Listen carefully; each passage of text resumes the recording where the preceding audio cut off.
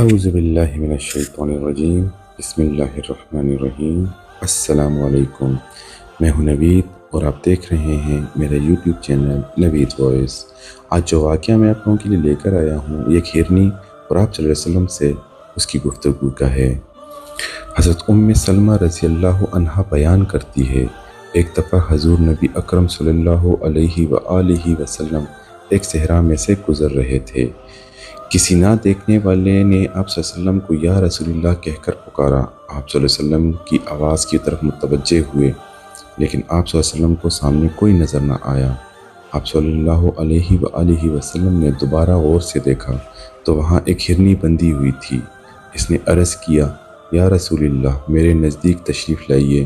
بس آپ صلی اللہ علیہ وآلہ وسلم اس کے قریب ہوئے اور اس سے پوچھا، تمہاری کیا حاجت ہے؟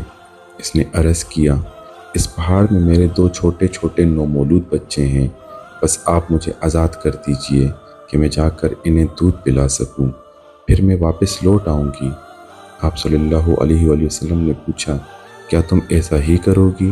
اس نے عرض کیا، اگر میں ایسا نہ کروں تو اللہ تعالیٰ مجھے سخت عذاب دے۔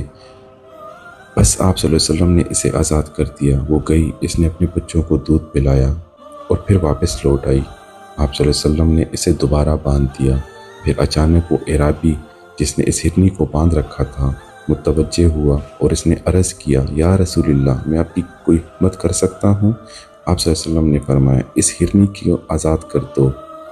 بس اس اعرابی نے اسے فوراً آزاد کر دیا اور وہ وہاں سے دوڑتی ہوئی نکلی اور وہ یہ کہتی جا رہی تھی، میں گواہی دیتی ہوں کہ اللہ کے سوا کوئی عبادت کے لائق نہیں اور آپ صلی اللہ علیہ وآلہ وسلم اللہ تعالیٰ کے رسول ہیں۔